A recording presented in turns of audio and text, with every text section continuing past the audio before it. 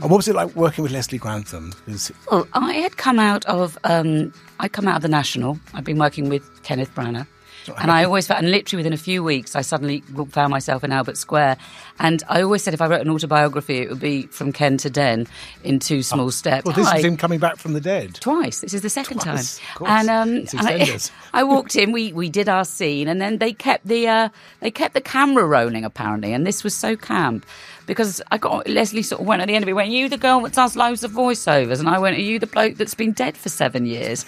I think because when I was at drama school, as I was leaving, the head of the drama department, knowing that I was Jewish, said to me, "You know, you really should change your name from Oberman because it's very Jewish and, quote, you don't look enough like Anne Frank to get cast in Jewish roles."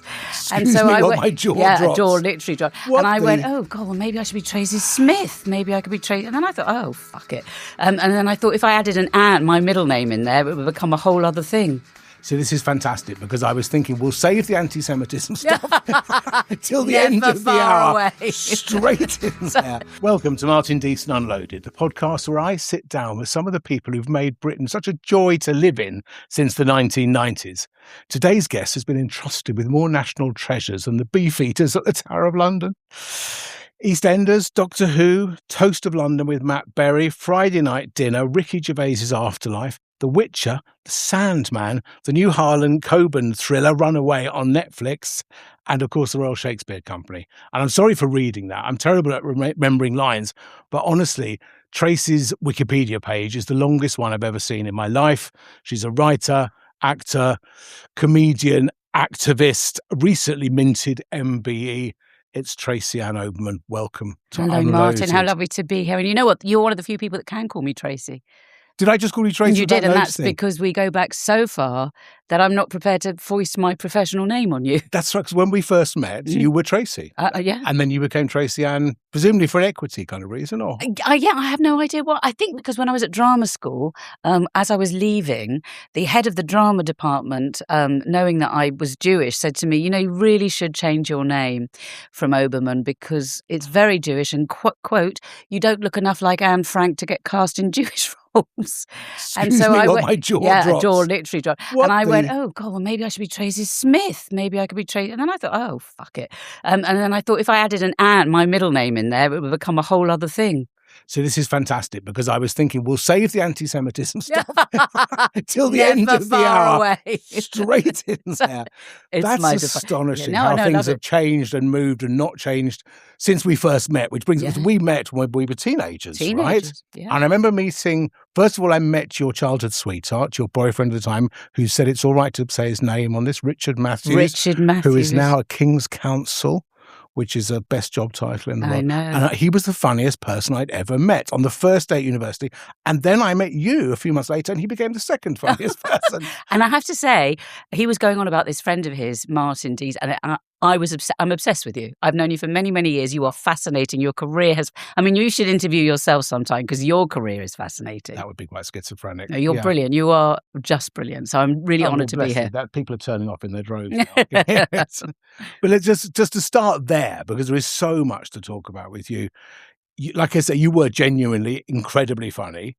And then, of course, it's no surprise that very quickly you were working with some of the really people who went on to be very big in comedy, even in the late 80s, but all through the 90s. I've got my little list here. It's crazy. So Catherine Tate, Simon Pegg, Sean Locke, who I just thought was the funniest man in the world.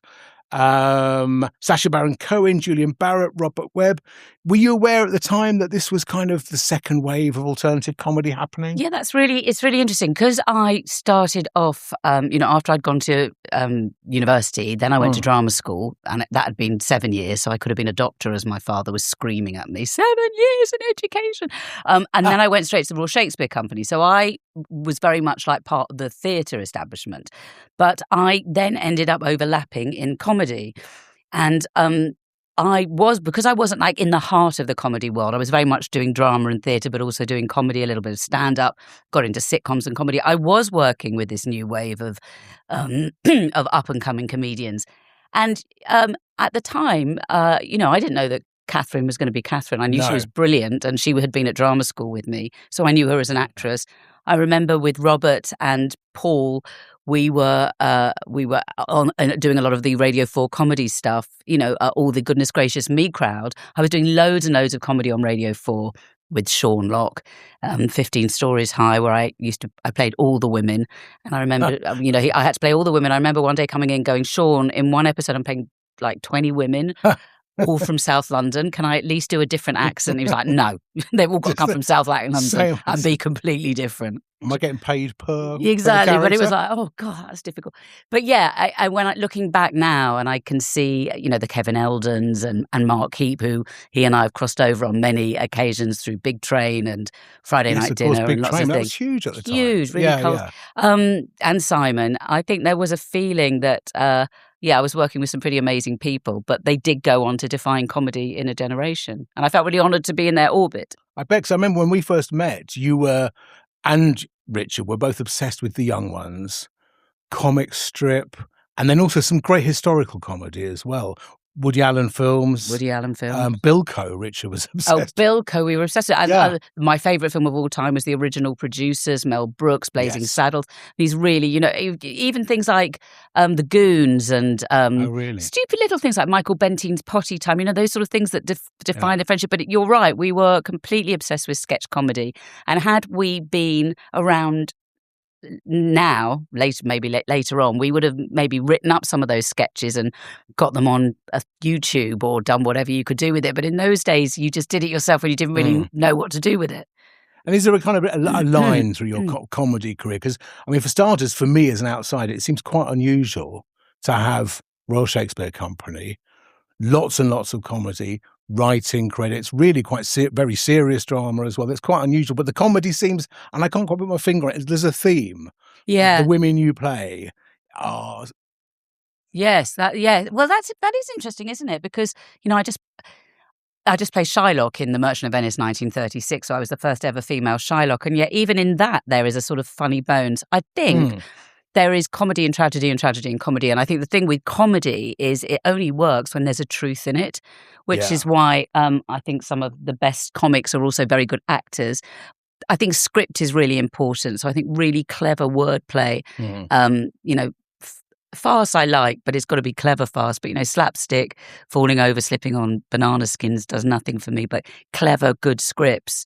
And I think even in the most tragic of parts, there is an absolute vein of comedy because life is tragically comic. And I think there's always you play comedy relatively straight, which sounds absurd to say, because my favourite, I think, if I had to pick one, would be Mrs. Purchase, Ray fucking Purchase from Ray. Toast of London. That just kills me. I know. I remember getting the script of the pilot for that, and they said, Matt Berry wants you to play this, and I remember reading it, and it was like Mrs. Purchase gets taken from behind, and then I rang my agent. I'm absolutely not doing that. I've just had my daughter. What is this? This is like sort of, what is this? I don't understand it. It's not funny, and I'm certainly not going to have this hanging around the internet for years. And then they ran back and said, oh, no, Matt would really like you to do it.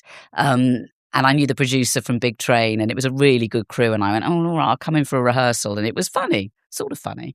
And then we did the pilot, and it was sort of funny, weird, but sort of funny. Can you tell when you're in it, when you're acting in it? You kind of had a real laugh on the day. And but I remember saying to Matt, oh, so lovely to meet you, and Harry Peacock. It was like, well, that was a real laugh. But this will never get picked up for a series.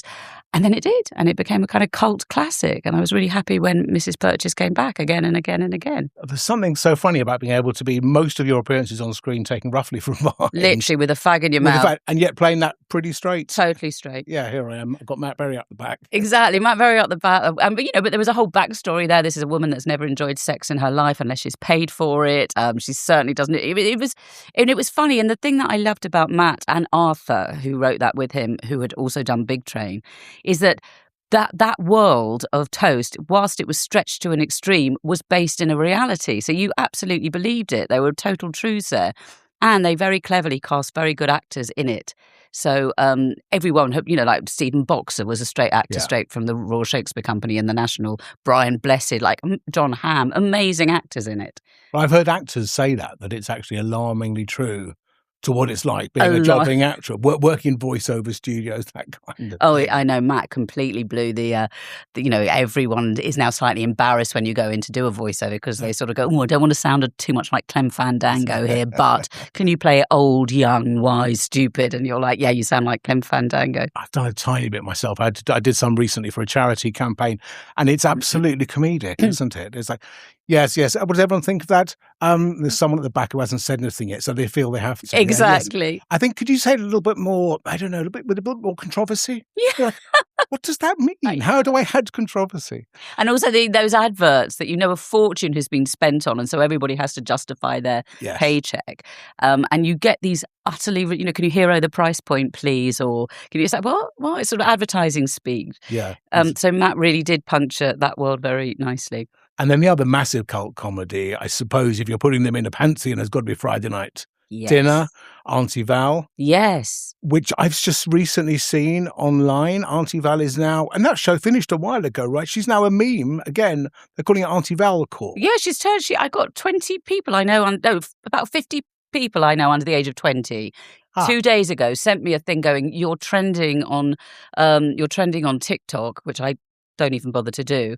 And Auntie Valcour has become a thing. Which is kind of the sort of, for want of a better expression, sort of Jewish Bet Lynch vibe that she channels. I don't even know. It's like the wig, the leopard print, the nails, the sort of Larry, the sunglasses, the glasses, all of it. Yeah, just very Auntie Valcour, sort of slightly glamorous.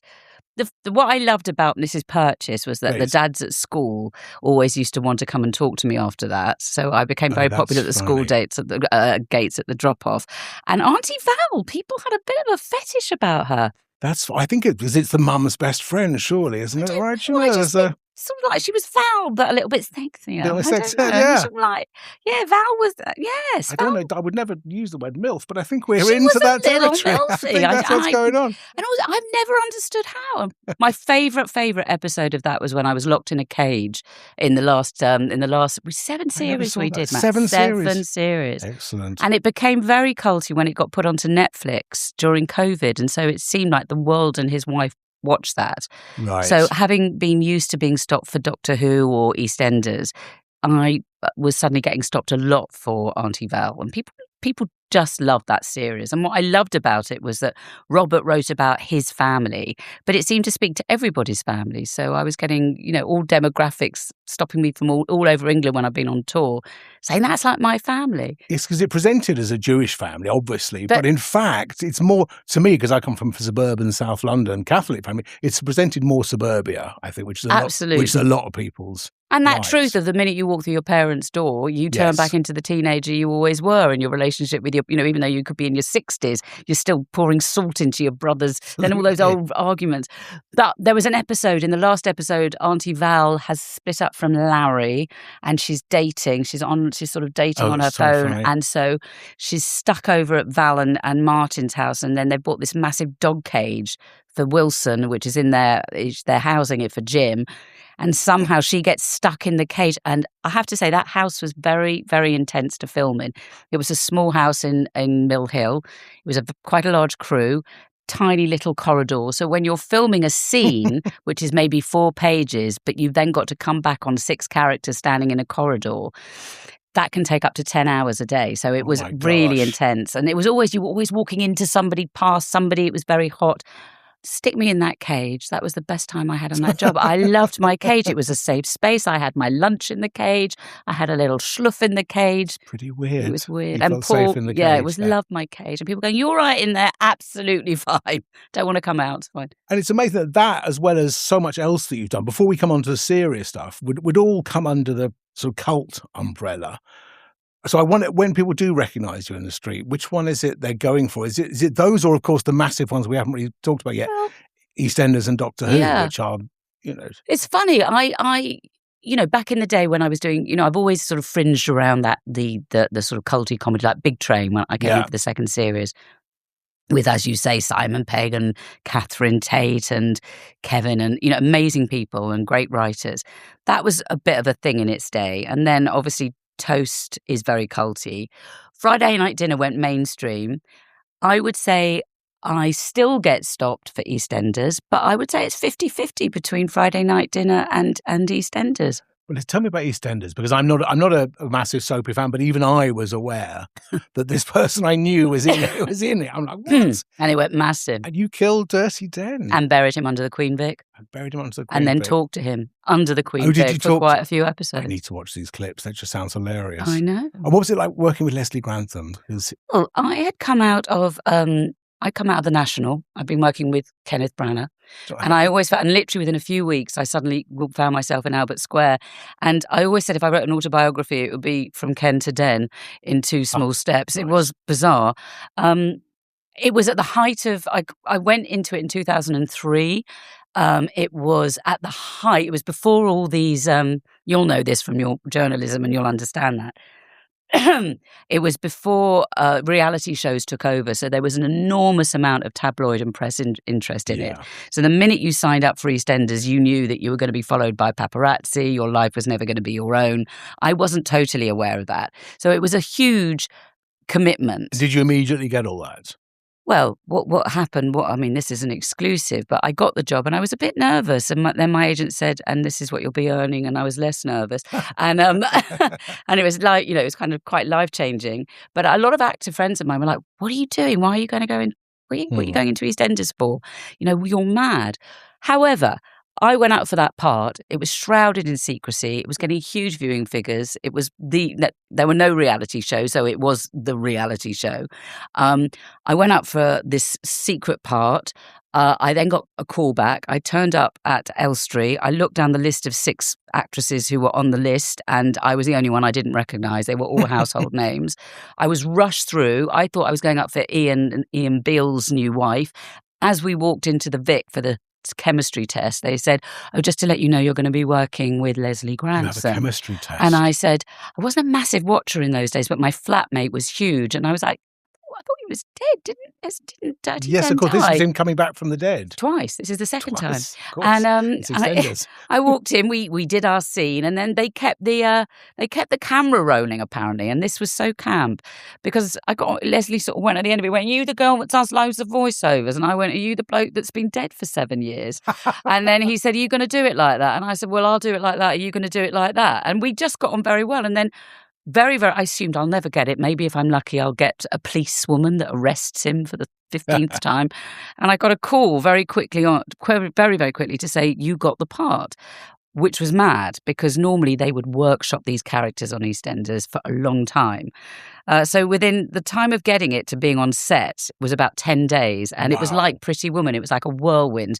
I was taken into Selfridges. They said, you're a high octane character. The spend is unlimited. We've got to pick outfits for basically a 3-year. So we were like going, yes, all right, we'll get a bit of that in. And I think I was the first person to get an Issa dress and also a Diane van Furstenberg dress. I was picking up crazy Vivienne Westwood bags. It was incredible. Then I was taken to the hairdresser. I said, I'd love to have long blonde straight hair. Can we sort of iron out the colours? They went, no, Sharon has the blonde hair in this, but we want to dye your hair. So it was literally like Pretty Woman. So building the character. Literally building days. The character. 9 Amazing. days later, I was on set with 16 scripts. Normally when you do a series, 16 scripts would be the whole series.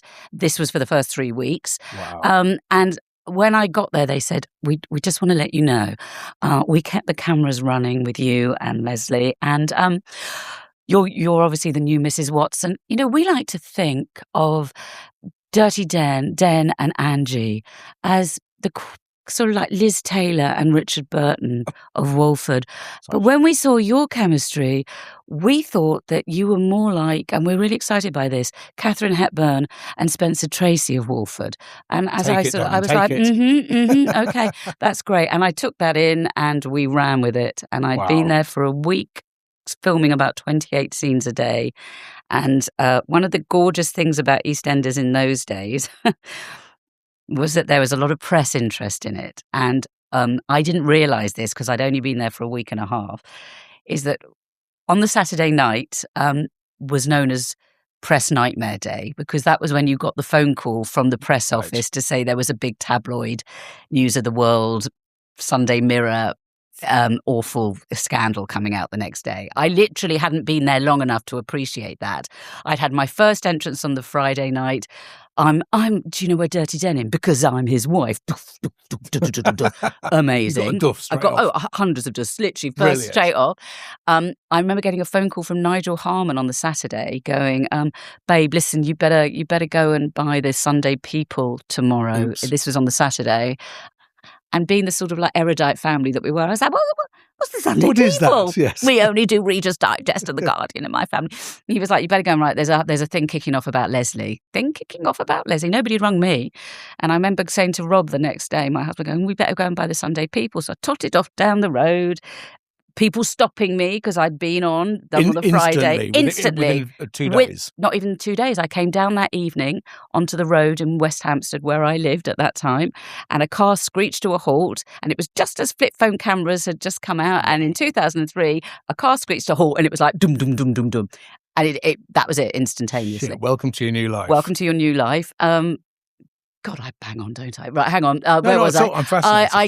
I got this phone saying, you better go and buy. So I said to Rob, buy the Sunday People. I bought the Sunday People and the News of the World and a couple of other tabloids. And there was this huge 6-page expose of Leslie.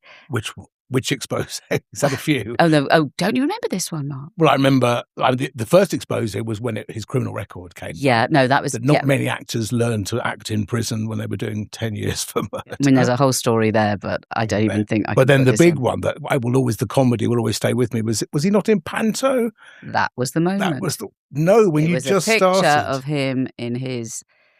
Panto, he was in his Captain, but he was also in his dressing room in Elstree with his finger in his mouth in one of those early doors. Anyway, it was a huge scandal. For younger listeners who don't remember, yes, he was, how do I put this delicately? He was Let's not talk about it, but yes. Yes, for having online relations with people. Pleasuring himself. And it's, it was bizarre because I was totally unprepared for what this meant. And I just remember that nobody had rung me because I was so new to the game.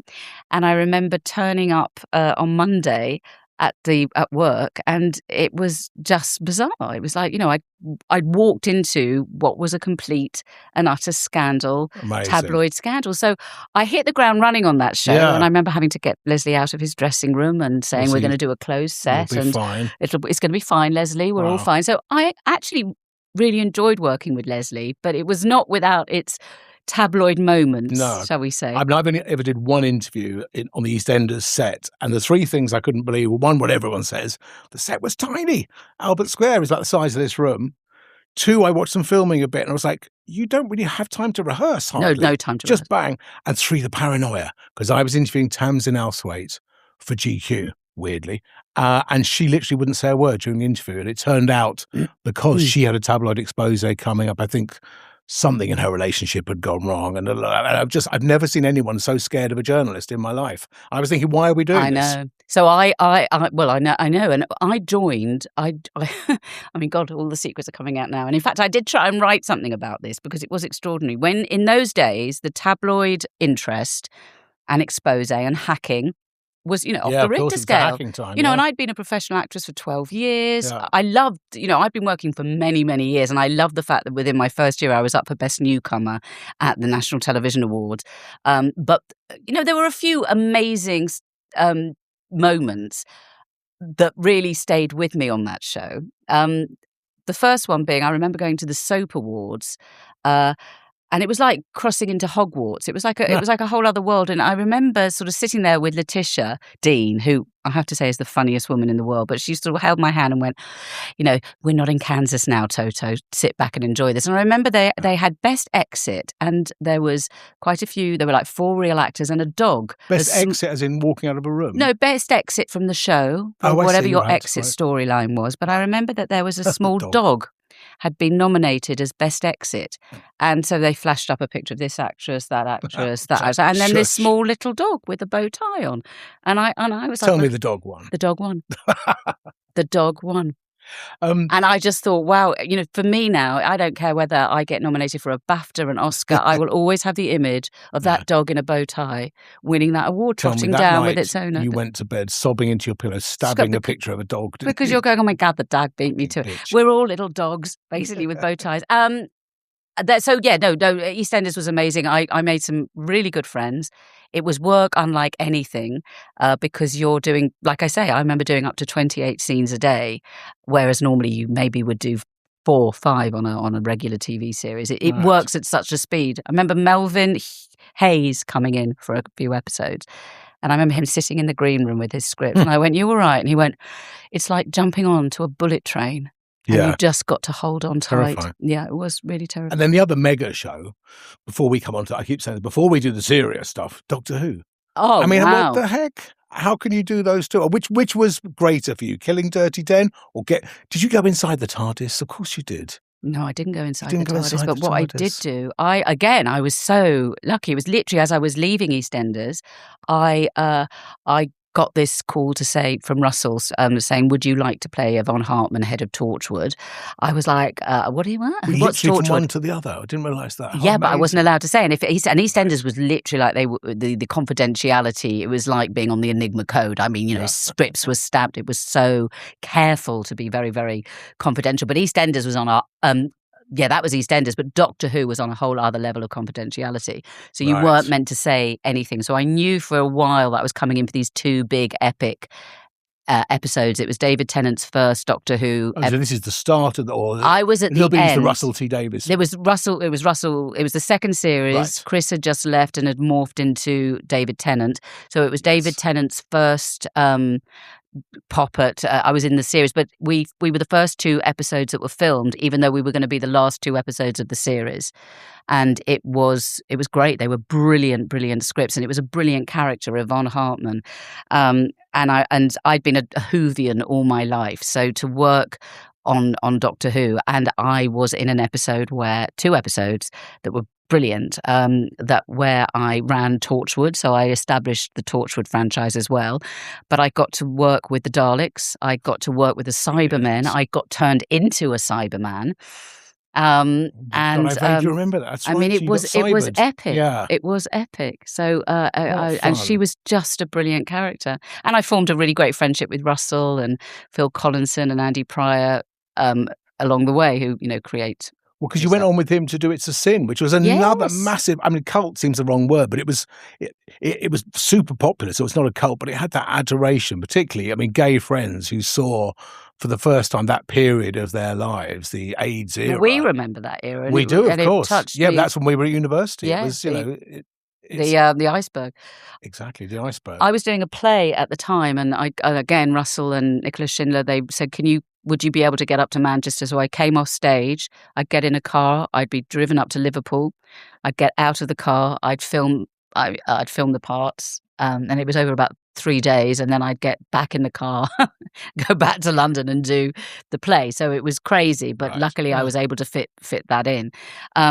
What was really special about that, and I think it was, I've always said to Russell, it was like his Schindler's List in a way. It was so, I remember that period so well. I had lots of gay friends. Unfortunately, many passed from AIDS. Of course, working in theatre, I'm not being you facetious. You must be surrounded, by gay men disappearing all the time, unfortunately. And I had a very good friend who old boyfriend, and I grew up with. And I remember him just at the start of the kind of AIDS awareness, coming over for the weekend and staying with a mutual friend's family, he had just come out as gay, and they were in the garden burning the sheets that he was sleeping on and burying the cutlery. But that's almost like a scene from It's a Sin, right? I mean, yeah.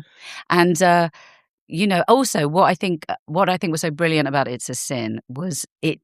Number one, the writing. It was just a brilliant piece of television in Russell's way. But it came out in the middle of lockdown and COVID. So I think rather than it being a niche gay story, it sort of touched the world and definitely the nation, because suddenly we were in the middle of a pandemic where you couldn't, with a mysterious illness that nobody understood. That's so true. Nobody could visit people who were dying. If they did, you couldn't touch them.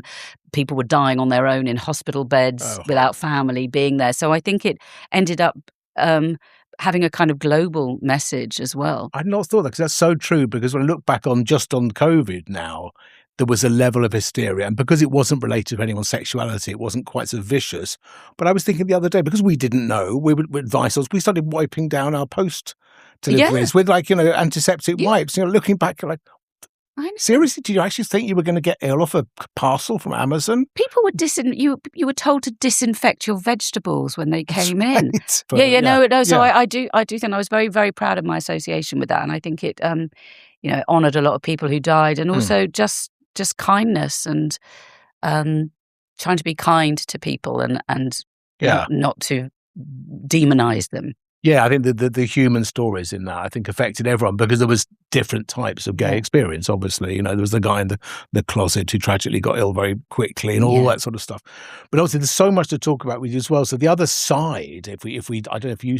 One thing I was going to say was I was really lucky because, I was, the pandemic came, lockdown happened. I was meant to be doing 3 TV shows. I was doing Code 404. I think we just had snuck in It's a Sin, but there was a little bit more to film. And then I was doing a series called Ridley Road, which was about the 62 group.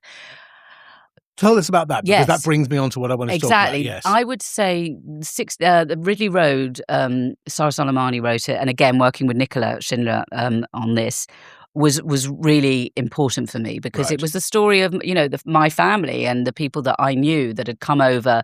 These were Jewish immigrants that had come over that were living in the East End. Many of them were involved in Cable Street. After the war, you would have thought that the British Union of Fascists wouldn't have had such a stronghold, but this particular TV story was a kind of love story thriller set against the backdrop of a Jewish woman, a Jewish girl who infiltrates Colin Jordan and the British Union of Fascists, Oswald Mosley's sort of acolyte, who were doing these big fascist anti-Jewish marches in the East End. After World War II. I think that's the thing that shocks people. Yeah, this was in the 60s. This is the thing that's bizarre about that show. Because Ridley Road is a street market in Dalston, which was, of course, then a Jewish area, very much so. And people had the bagel bakery from that late night clubbers. Exactly. 24-hour bagel bakery. Yes, my bubba and grandma who lived in that, I remember them always saying, never go there, it's horrible. Meanwhile, I've got friends that have got some of the most expensive... Chewing their faces. Exactly. Getting bagels at 5 in the morning. And also desperate to live there. It's like the most expensive real estate.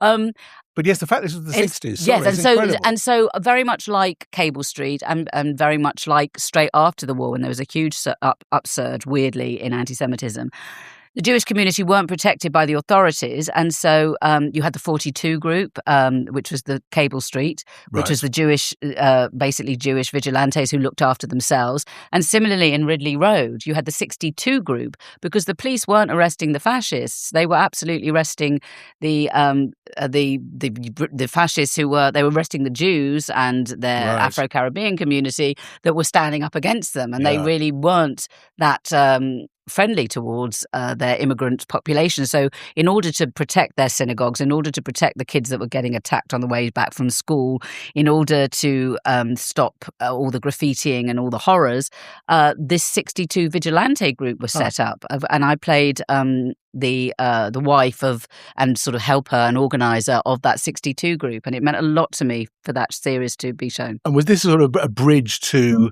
because at some point, earlier than this, you became not more than an actress and more than a comedian, you were also a creator and initiator of projects. But is that too simple to see this? But is this the bridge to The Merchant of Venice, 1936, which is... in a way, yes. I could see that, I come from a family of Holocaust survivors, and I come from a family that were at Cable Street. My great-grandmother was there. Yeah, standing on the front line with my grandmother, and my great uncle Alf was pushed through a plate glass window by Oswald Mosley's black shirts. And that great day on Cable Street, where all the working class communities pulled together to say "you shall not pass," as Mosley and the fascists marched into the Jewish area to basically tell the Jewish entity they were not welcome. And thinking that the white working classes would rise up with them, didn't they, against the Jews? Absolutely, because they'd spent so many weeks leafleting, burning down, going into, my grandma always said she remembered the black shirts coming into the Watling Street market and going up to the Irish working class and saying, you know why the Jews have got the better market stalls at the front? It's because of that. You know why you're on the top floor and they're on the bottom floor of the slum tenements? It's because of that. It's the same old playbook. It's the same old playbook. You know, internationalist Jews, you know, and they really did try and, you know, Oswald Mosley, lovely Oswald Mosley, who married Diana Mitford, Diana Cooper, got married. We must never forget this. They got married at Goebbels' house and Hitler was a witness. Hitler gave Mosley the playbook on Jewish hatred and how to pull the working classes and to manipulate them in order to blame the Jewish entity. And so he fully expected to turn up at Cable Street that day and to have a massive, you know, he had thousands and thousands marching with him.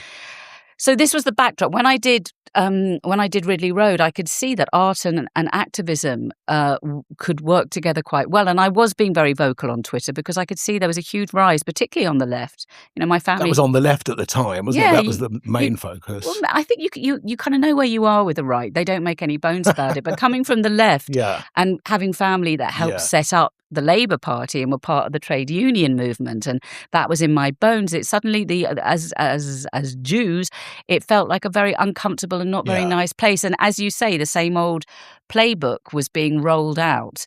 All Jews are rich. They're not. All Jews are powerful. They control the media. Yada yada yada. They're untrustworthy. They're fifth columnists. You know, really nasty stuff. You're either with us or you're against us. You know, you're either a good Jew, i.e., you follow the rules, or you're a bad. So it was bad. And I just remember thinking, what happens if you take The Merchant of Venice, which I hate as a play, and I always thought, what would happen if you turned Shylock into a woman with his single daughter rather than an obsessive man with his daughter? So it's a mother and a daughter. And then I thought, I worked with Bridget Larmore, the director, and we turned it into, through lots of workshops with the RSC, the idea of an Jewish immigrant based on my great-grandmother who had come from Belarus and all the pogroms and had come to the East End, who ends up as a single mother lending money in a pawn shop, PAWN, lending money under the counter, becoming a moneylender, like a bottom feeder moneylender. And the Venetian aristocrats became the aristocratic fans and followers of Oswald Mosley. And I set it in the days leading up to this big court case and the pound of flesh and all of that, leading up to the days before the Battle of Cable Street. And then we reenacted there, and then it's after the court case, it turns into the Battle of Cable Street. And I showed lots of footage all the way through. We cut a film together that showed a lot of this stuff long before Israel existed, to show that, you know, anti-Semitism could exist and the kind of tropes that were being thrown around. And so it was important to me to make a piece of theatre that was entertaining, that taught you something, that was sexy, political, and I guess tied in my actorvism together, and it became a really potent piece of theatre. It did brilliantly. You've said so many things there that I want to sort of respond to, but I think so many things that are important for people to hear. I think what you just said, that which is such an obvious one that it takes my breath away, that anti-Semitism existed before the State of Israel, and dare I say it, that's why the State of Israel exists. And what you also said when you mentioned the Holocaust, which is it's funny how often people don't mention the Holocaust, because I remember when I first met you as a teenager and your boyfriend, that was probably the first time I'd ever, I think, met people whose recent families had been absolutely decimated. And it's just, that was such an education for me. I saw a really good interview with Boy George just last weekend, I think, where he said, because I know a lot of people who grew up at the same time as him in the 80s have been so affected by things they've seen that they've gone to places that I feel very uncomfortable with. And he just said, I could never go where they're going. He said, because I have Jewish friends, and that meant that I've always understood it to an extent. Doesn't mean I don't understand the pain of some other people as well. Doesn't mean I uncritically support a particular government or a particular prime minister or president, but I could never go to that place. And it's shocked me in the last couple of years how many people have gone to that place. And in the 80s and 90s, it was the Nazi, the fascist bully boys, and it's come now both extremes. You know, things in the Green Party and in the left, the Labour Party. And I just think it's good to have that on record. Do you know, we're just in very dangerous times, and that, you know, I'm more than just being an actor. And I'm so glad that we've talked about all the work that I've done, because I'm an actor first and foremost. I call myself an accidental activist, and I think I've been misinterpreted by lots of people on the left for being a certain way. And I've always worked in areas which is about dialogue, conflict resolution. So I've worked with people on all sides of the divide for many years.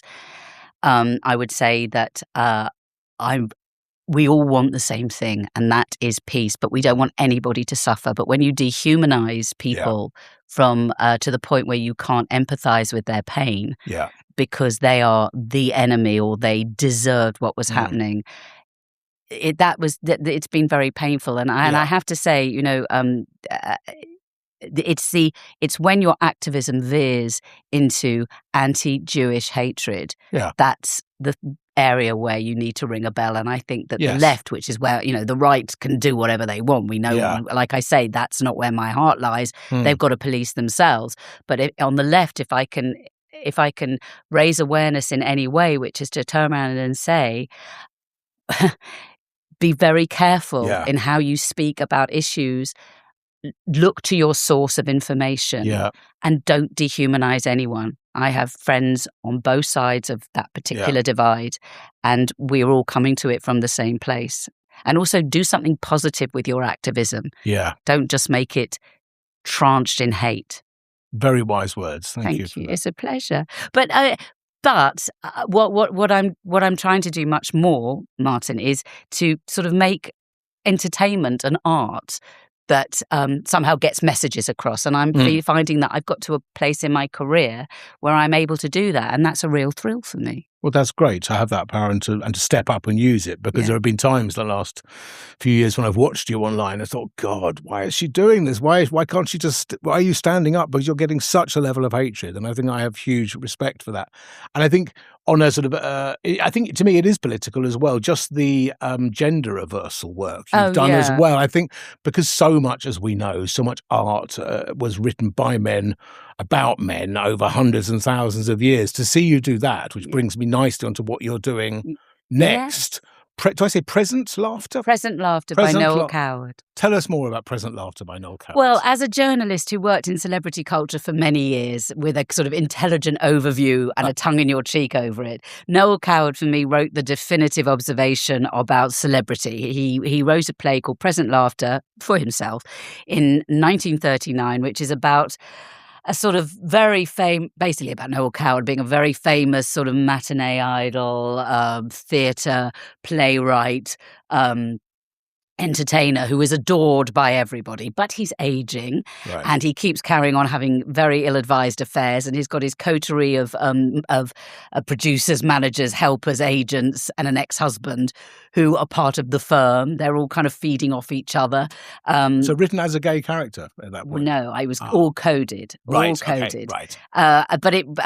But it was all about his sort of ill-advised affairs with younger people and younger women, and then a threat comes into this group in the guise of Joanna, a beautiful young sort of debutante who threatens to blow the whole thing apart. And I've loved that play very much like I loved The Merchant. I hated The Merchant of Venice, but I wanted to redefine it. And then I looked at Present Laughter, and these are such dark times. So I thought, we want a funny play. This play is funny, it's witty.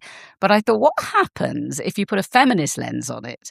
And I just had written a play about Mae West. Mae West was an icon. She was the first person that ever wrote her own material, cast her own material, produced her own material, was richer than Croesus and really famous and slept with everybody. Brilliant. Like just every leading man, woman. Is this part of the Hollywood trilogy? Part of my Hollywood trilogy. I've enjoyed parts of that so much, Hollywood sixery now. Oh, is it sixery? That's why I was thinking of it. No, I know. Go on. And then I was thinking, about Joan Collins, Liza Minnelli, Liz Taylor, all these. And I was thinking, what happens if Gary Essendine becomes Jerry Essendine, a very badly behaved, hurtling towards middle-aged actress who also behaves very, very badly? And then I was thinking, well, rather than set it in 1939, give me a world where you've still got all that sexual fluidity. You've got a lot of pre-war debauchery going on. You've got a cliquey world of sort of celebrity feeding on each other and everybody wanting to be in with the in crowd. And it drew me to Studio 54, 1977, New York. Perfect. And that is where I have done a very interesting, and I have to say, all thanks to the Coward estate for giving me permission, because they never have done before. I've done a very interesting take on this play, and it's funny. And if you like Mrs. Purchase and you like Toast of London, and you like witty, funny, fast, but really sharp comedy, I'm really hoping this takes off. Oh, good. And where can we see this? Well, this starts at the end of August at Bath Theatre Royal, and it's going to do a couple of weeks there, and then it's going on a national tour. We're going to Cambridge, Cheltenham, Malvern, Liverpool, York, and other places, Chichester, lots of places, and then we'll see whether it has its life afterwards. And is there a website people can go to? Yes, book tickets. Go to Bath Theatre Royal. Right, perfect. .com and book your tickets on that. But this is a piece of work I'm really, really excited about. Brilliant. I'm in the middle can't wait for that. I know. I'm doing a bit of filming on this on Netflix, on Harlan Coben's new series. Yes. I'm really lucky because he brought back the same character, Jessica Kimberg. So this is Runaway. I flicked. That was Runaway. This is a new one. This is called The Woods. Oh, okay. Because I flicked on Netflix the other night, just started watching Runaway. I'm like, there's Tracy again, of course. Ubiquitous. So what's nice is I get to do a bit of filming, but the present laughter, I'm really excited. So if anybody's watching and they want to see a good bit of funny, witty, glamorous theatre to block out the world, come and see it. I'll come with you because I'm really looking forward to seeing that. Listen, we're almost out of time, and we've hardly touched on your writing work, which is and your radio work. I think it's over 600 radio plays. One of my favourite things that's happened to me more than once now is I get in the car of an afternoon, got like a 2-hour drive to a meeting, and there's a Radio 4 play on, and I'm a bit brutal with Radio 4 plays. It's got to grab me quite quickly. Totally. And I get into it very fast. This is what happened first with some of the Hollywood plays. And then at the end, I go, God, that was good. And they go, that was by Tracy Oberman. I'm like, it's Tracy-Ann Oberman. So congratulations on all that. Thank It's fantastic. you. But we are sadly out of time because there's so much ground to cover with you. Martin, so much ground to cover with you. I have to say, it's such a pleasure to see you. You define an era for me on journalism as well. That's something we're going to carry on talking about after this. Exactly, we will. I could interview you for the next one, but thank you so much. Tracy, lovely to see you. Thanks for coming in. Cheers, everybody. See you again soon. Bye-bye.